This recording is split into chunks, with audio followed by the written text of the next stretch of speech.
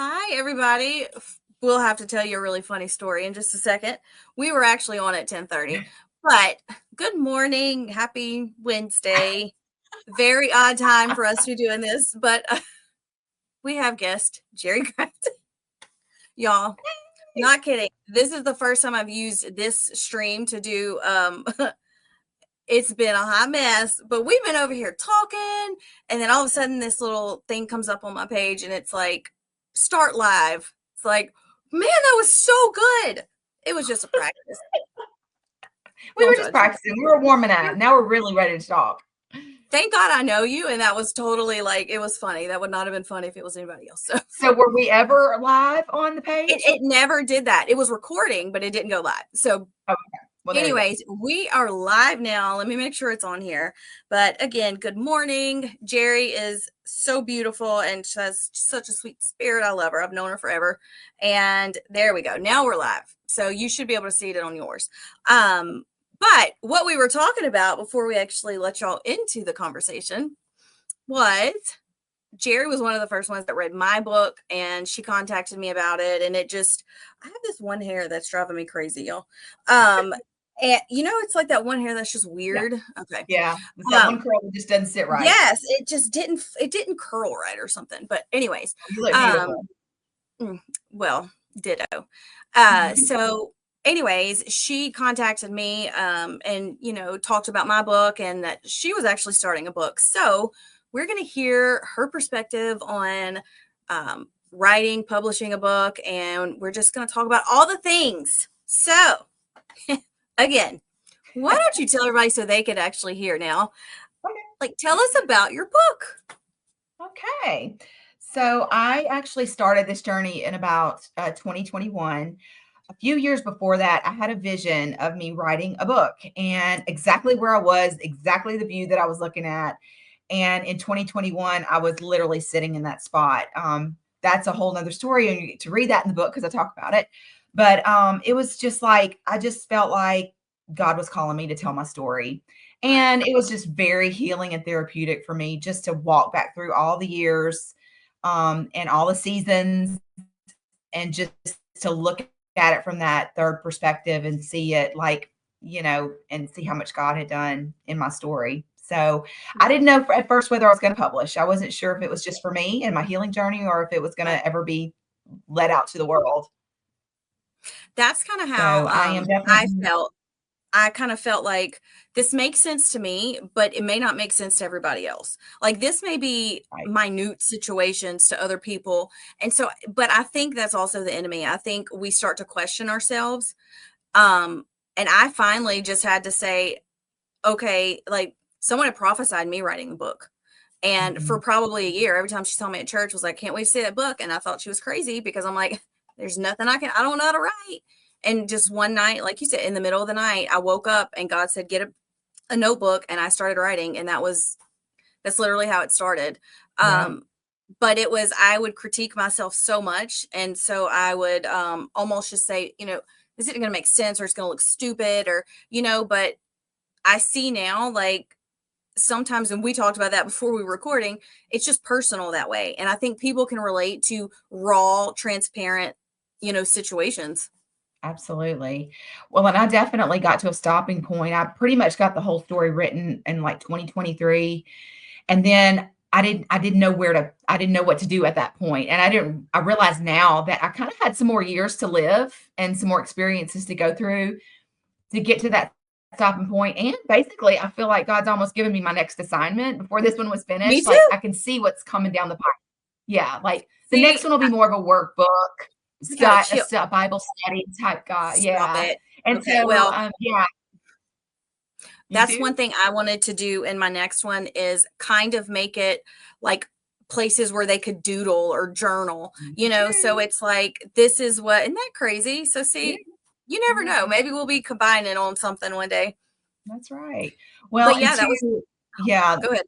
the Lord is like opening up some doors right now where I'm about to be hosting women's retreats. And so, that was, I like could see the book playing into all of that Right. ministry as far as it being a tool that people can read and have some inspiration that they might be just in the middle of their story and God's still working through all those rough spots. But then also to give them some kind of tool and a guideline to go home with. And after the Right. retreat, work through on how to, see their journey of many colors, because that's the name of the Right. book. Yeah, I love that. But yeah, totally. Like I think like with mine, it was the same way. Like I had written all of it, and again, I thought, me getting married was the ending, and it was like, no, God is going to let you go through a little more pain that you don't see coming. But what that's going to do is, and I'm not going to cry because I just did my makeup and I got to go to another podcast. But Oh my. so, but it's a process that I've had so many mothers be like, "Oh my gosh, like that's my story, but how are you doing this?" Or, you Yeah. know, um it's it's something you never prepared for. Even like the heart medicine they had put them on, the amount of like people that have said that they've had like their child was on that their blood pressure dropped and went to cardiac. I mean, like it's crazy, and it's like I wonder if I'm supposed to be an advocate for these medicines. I mean, it's a very strong heart medicine, Yeah, there's and purpose in your pain for sure. you know, and um and I was just talking, to his one of his recipients, and it's like, how do you know they're Mhm, not going to change the world? Like Caden's mhm. whole life was to do what he did, and I said this in the book too. The only time I've ever questioned God is when I said, God, why did you take him from me after just 20 years? Like, that's not enough time. And Mm. my perspective changed when God spoke to me and said, I didn't take him from you. I gave him to you for 20 years. So it Ooh. was like, then it was humbling. It was like, oh my gosh, like you thought I was enough. Like I was what he Mhm, needed. I was mhm, enough to get him to where he needed to be for your purpose in his life. And that changed everything for me. that's so beautiful, Maggie, and I have a 20-year-old son, so believe me, it does choke me up. Just see your strength and how God is using you through your pain, through your brokenness. I'm in awe. That's the one thing I'd probably say, God, anything but that. Yeah, I know, right? It's Anything like but I tell people all the time, I was like, you can do anything to me at this point. Like if I seem emotionless, it's because my emotions have been the that. highest they could ever be. Like everything else just seems minute. Yeah. But, doing these kind of things gives me so much strength and Mm, peace mhm. because you just see the amount of people that it's touched and God's in the middle of it for that. So beautiful. God is definitely using you, girl. Well, you too. I'm so excited for you, and it's so crazy how like our journeys are like literally parallel with each other. They are. It is. It's crazy. I know. When I can remember when I first met you, you were so young and just. It was Rebecca Dunn that I'm actually still mentioned young. you are Still young, but I can remember her saying, "I know this girl, and her name is Maggie, and she just reminds me of you so much." You remember Rebecca Dunn, Mhm. well, Rebecca Yep. Ritos, Yep. and I was like, "Really?" And so it's so funny, yeah. Like God has just kind of kept our lives I connected. I mean, we know. both worked at Lanyap at the same Yeah. time. Like I mean, it's weird how we that's just keep crossing paths, and I just love it. I mean, and I appreciate you so much for even asking me to do this. This is the first podcast that I'm doing, so yay. it's just Oh, you're gonna exciting. be famous. You're gonna be Oh, famous. Just well, speak it. I give God all the glory. I get Yep. none of it because I was just stumbling through and trying to figure it out. So he's I definitely had knowing my story. we did a big photo drop at the first one I had made it, and like I had all these little signs, and I got on Pinterest and found all these cute little things, but my favorite was one that says I knew her before she was famous. Like, and I was like, okay, so now I can say I did a podcast and I knew you before you were famous. I So love it. like, I love which it. I knew you before, but Oh, yes. okay, so we know what led you like to write the book and how. Um, what's I know you've been through like a lot of stuff just like me, but what is one lie that you feel like you believed for so long in your life that now's like an aha moment for you? I think I just always struggled with the I'm not enough. Just growing up with so much trauma and no solid ground, no, I have a wonderful mother and had a wonderful father who passed away. But he was an alcoholic, and we had a lot of have a lot of childhood trauma, a lot of issues that I've had to work through. But yeah, that was like the biggest lie that the enemy just kept telling me, you're not enough. You're not enough. You're not enough. Because You he don't didn't fit want you to in. do what you were doing today. Exactly. And I never felt like I fit in. I never felt like anywhere I went that it was the right spot for me. And, that was just a lie. It was Mhm. an absolute lie. And so it's funny because I actually got I am enough tattooed on my arm, and I'm I getting it love that. removed now. I know I'm getting it removed now though, because well, number one, it's blurred over the years. And when you get those little cute little I have one roll, of those, and it doesn't look as, clear it as it doesn't was. age well. And I'm like, Yeah. oh, do I really want to be 80 with that on my wrist? I really don't. Right. So but the cool thing for me is now I know it. Like Yeah. I don't need to read that every day to remind myself of it. Like God has healed that wound inside of me, and so I feel like it's okay to not be reminded of that every day because Yeah. I am enough through Him for And that's sure. one thing, like, one of my favorite quotes in the book, and I was so proud of myself because I don't know where this came from. It's like you have those moments you're like, "Ah, that's good." Yeah, Sometimes I'm on my phone talking and I'm like, "Where's my phone?" yeah, You never know what you're gonna get. But, it was, before you check your makeup in the mirror, make sure you're checking your worth. If you change the mm, order, it changes who you see.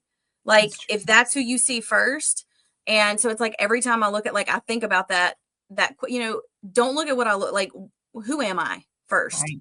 Like, Amen. what's my worth? And it does change your perspective on things. It does. It does for So sure.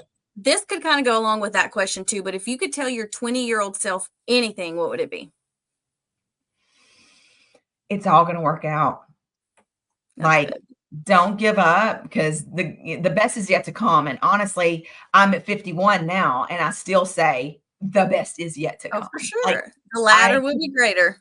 I completely feel like, and that's probably the biggest message that I hope that I'm able going forth and doing other work is just women as a society, in society, we kind of feel like once we get past that birthing, raising kids, all that we lose It's our over. identity. And I'm sorry, but I'm entering my best years. Like I feel that way. I really do. I feel healthier. I feel stronger. I feel wiser. I feel more in tune with the Holy Spirit. I'm more confident with what He's saying to me and who I am in Him.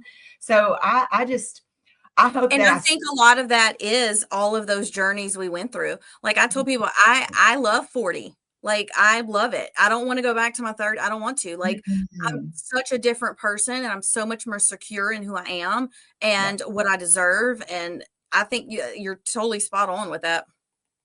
Yeah, I'm reading a book right now by Brooke Shields. It's called Brooke Shields is Not Allowed to Get Old.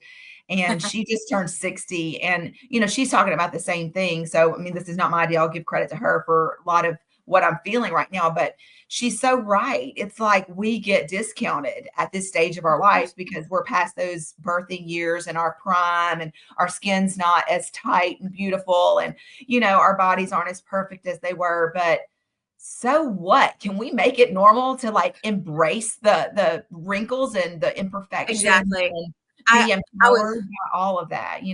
I was just telling Layla, I was thinking about this the other day because when I lived back in Alexandria, I wouldn't even go in the dollar store without having makeup on and together. Like I just didn't. And now I'll be up in the Target, like pretty much in pajamas. And I thought I was one day on my way home and I was like, man, I've just let myself go. And it's like it hit me. I didn't let myself go. I'm Mhm. finally comfortable with the wrinkles, the no makeup. Yep. And that shows that I know my worth. It's not that I've let myself go. It's Amen. just I am finally knowing who I am and okay with not always having this perfect persona. Like it's okay to just, hey, you don't have makeup on, you don't whatever. Like but it's me Right. because I need to check who I am first before and so that Mhm. was a big eye opener for me too. In fact, I wrote that in my next book coming up. But yeah, so Well, and two, isn't it great that God has given us both amazing men that tell us that every day? Like, I yeah, know I'm more confident because Thomas just tells me, how yeah. beautiful I am, and he doesn't want me to wear any makeup. And I'm like, That oh my yeah. gosh, Well, and and so that's Philip was going into a meeting and I got a text a minute ago and he was like, in case I don't talk to you before both of your podcasts, like knock it out the park. I love you. It's that kind of stuff that it's like you pray for. And then and there's some things you don't know because God knows your heart better. And then once you get that, it's Mhm. like, oh my gosh, like I didn't know I needed this in a person, but God, you did, you know? 100%. It's beautiful. It's to have that, type of love that's, totally committed. You're totally, and again, there's another reason why it's so great to be in your 50s is because I appreciate all those little things about my husband that I wouldn't have appreciated at 20, and Yep. going through all the hardships that I went through in that terrible first marriage, it just makes me love him that much more. And the hard years that we've been through together, because it hasn't Yeah. always been perfect. I mean, we've Right. been married 22 years. We've had our times that And the if it enemy was was, trying it to wouldn't be a destroy us. marriage. Like it would be a Right. friendship. And But that to that's me how, is, yeah, it's just falling in love over and over again because we're constantly evolving and changing and yeah. maturing. I told So, Philip that last night. I said, I think I'm so cautious about, I always say you can start a habit just as fast as you can quit one, or make one. Like we don't go yeah, to bed without kissing and saying I love you every night. And if you mm, don't do it one night, that can start a habit that it just doesn't happen anymore. true. So I'm so cautious of things like that.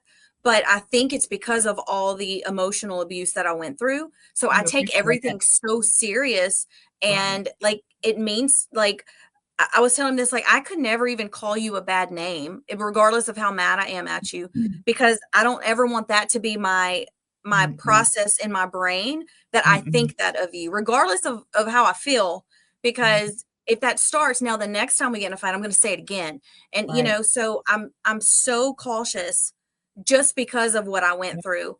And it's like Well, as much as you hate it, it's like I'm so yeah, thankful because it's made me the wife that I am. right. Well, and our words are powerful, so we don't want to speak that over your husband.